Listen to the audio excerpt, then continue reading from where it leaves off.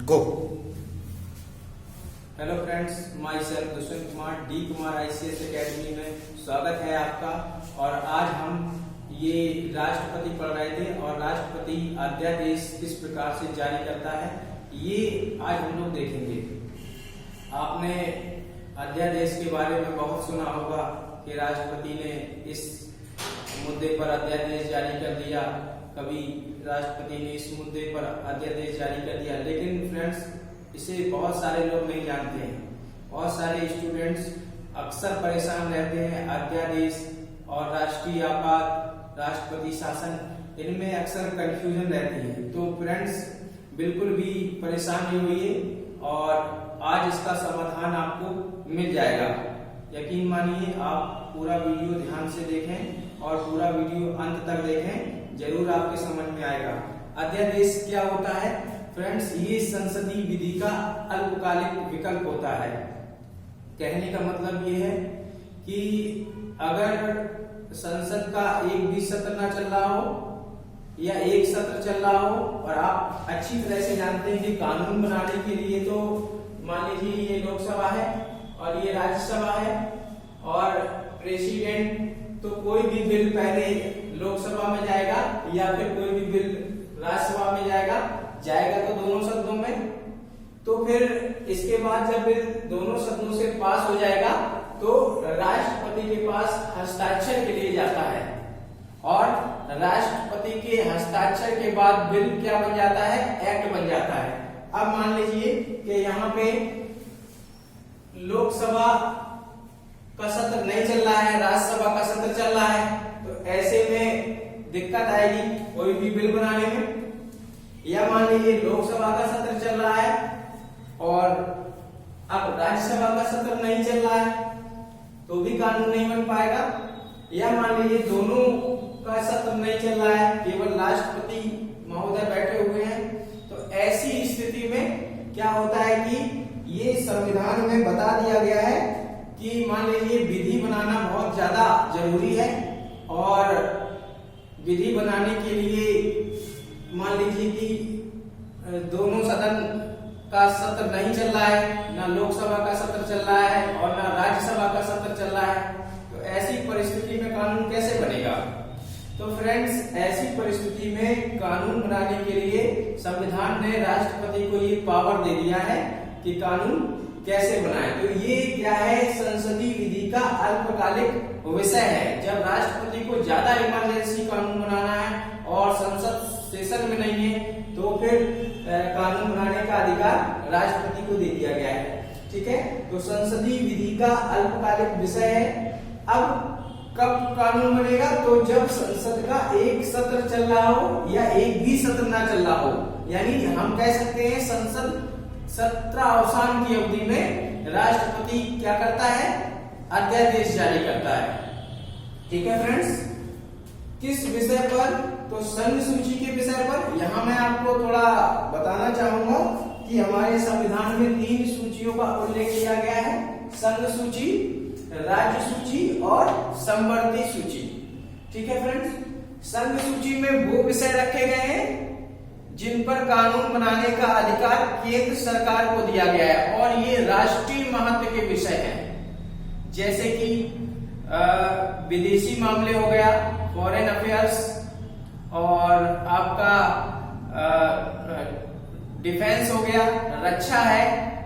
ठीक है, ये राष्ट्रीय महत्व के विषय हैं, तो इन पर कानून बनाने का अधिकार किसको है? संघ सूची को है। राज्य सूची में जो विषय रखे गए हैं उन पर कानून बनाने का अधिकार राज्य सरकार को है। ठीक है फ्रेंड्स, राज्य सूची में ऐसे विषय रखे गए हैं जैसे मान लीजिए कृषि है, व्यापार एवं वाणिज्य है, और आपका मनोरंजन है। ठीक है, तो ये सारे विषय, इन पर कानून बनाने का अधिकार राज्य सरकार को दिया गया है। समवर्ती सूची में ऐसे विषय रखे गए हैं जिन पर दोनों लोग कानून बनाएंगे, केंद्र सरकार भी कानून बनाएगी और राज्य सरकार भी कानून बनाएगी। ठीक है, मिल बांट के दोनों लोग बैठ के कानून बनाएंगे, या दोनों, जैसे मान लीजिए शिक्षा है, तो शिक्षा किसका विषय है? शिक्षा संवर्ग की सूची का विषय है। तो यानी राज्य सरकार भी इस पर कानून बना सकती है और केंद्र सरकार भी बना सकती है। तो आपने देखा होगा कि हर राज्य में अपना अपना अलग बोर्ड होता है और एक सीबीएसई बोर्ड होता है जिस पर केंद्र सरकार कोई भी पॉलिसीज वगैरह बनाती है, कुछ परिवर्तन करना होता है तो उस पर अधिकार सेंट्रल गवर्नमेंट को है और केंद्र सरकार को है। फिर कुछ अवशिष्ट शक्तियां होती हैं, यानी संविधान में कुछ कोई नया विषय अलग से आ जाए तो उस पर कानून कौन बनाएगा, उस पर केंद्र सरकार को कानून बनाने का अधिकार दिया है। फिर से समझ लीजिए फ्रेंड्स, अध्यादेश क्या है? अध्यादेश संसदीय विधि का अल्पकालिक विषय है, यानी जब बहुत ज्यादा इमरजेंसी हो और संसद का सत्र ना चल रहा हो या एक भी सत्र ना चल रहा हो, ठीक है, क्योंकि कानून बनाने के लिए हमें दोनों सदनों की आवश्यकता पड़ती है, लोकसभा राज्यसभा, और फिर दोनों सदनों से बिल पास होकर राष्ट्रपति के पास सिग्नेचर के लिए जाता है और राष्ट्रपति के सिग्नेचर के बाद कानून बन जाता है। इसे हम लोग आगे और डिटेल से देखेंगे। हर एक बिल की अलग अलग प्रक्रिया होती है, सामान्य बिल की अलग प्रक्रिया है और जो मनी बिल है, धन विधेयक है, उसकी प्रक्रिया अलग होती है, वित्त विधेयक है की प्रक्रिया अलग है, संविधान संशोधन विधेयक की प्रक्रिया अलग है। तो इसे हम लोग अगले टॉपिक में डिटेल से देखेंगे। फिलहाल आप अध्यादेश समझ लीजिए। अध्यादेश क्या है? संसदीय विधि का अल्पकालिक विषय है। कब जारी होता है? जब संसद का सत्र ना चल रहा हो या एक भी सत्र ना चल रहा हो, दोनों में से। किस विषय पर? संघ सूची के विषय पर। अच्छा, एक बात और है, यहाँ पे हमने बताया संघ सूची के विषय पर कानून बनाने का अधिकार किसको है? केंद्र सरकार को है। तो संघ सूची के विषय पर ही अध्यादेश जारी कर सकती है केंद्र सरकार, लेकिन ऐसा नहीं है। राज्य सूची के विषय पर भी अध्यादेश जारी किया जा सकता है। कब? ये ऐसा राष्ट्रीय आपात की स्थिति में किया जा सकता है। आपको पता होगा, राष्ट्रीय आपात अच्छे से हम पढ़ चुके हैं, फिर से याद दिलाते हैं। युद्ध, बाह्य आक्रमण, सशस्त्र विद्रोह की स्थिति में राष्ट्रपति राष्ट्रीय आपात की घोषणा करता है। अगर आपको याद आया हो तो आपातकाल राज्य सूची के विषय पर, आपातकालीन परिस्थितियों में राज्य सूची के विषय पर राष्ट्रपति को अध्यादेश जारी करने का अधिकार मिल जाता है। या हम कह सकते हैं कि हमारा जो संघात्मक फेडरल स्ट्रक्चर है वो यूनिटरी एकात्मक स्ट्रक्चर में चेंज हो जाता है। संघात्मक सरकार और एकात्मक सरकार क्या होती है? यानी संघात्मक सरकार में केंद्र सरकार और राज्य सरकार के बीच शक्तियों का बंटवारा होता है, विषयों का बंटवारा होता है, और एकात्मक सरकार में केंद्र और विषयों का बंटवारा नहीं होता है, शक्तियों का बंटवारा नहीं होता है। ठीक है, और कानून कौन बनाएगा? तो शक्तियों का जो झुकाव होता है वो केंद्र की तरफ होता है। ठीक है, और यहाँ पे संघात्मक सरकार में विषयों का बंटवारा होता है, तो केंद्र सरकार अपने विषयों पर कानून बनाती है और राज्य सरकार अपने विषयों पर कानून बनाती है। इस प्रकार कोई भी विवाद भी उत्पन्न नहीं हो पाता है। प्रभाव क्या होगा? तो प्रभाव वही होगा जो संसद के द्वारा बनाए गए कानून का होगा, क्योंकि ये भी तो एक कानून ही है।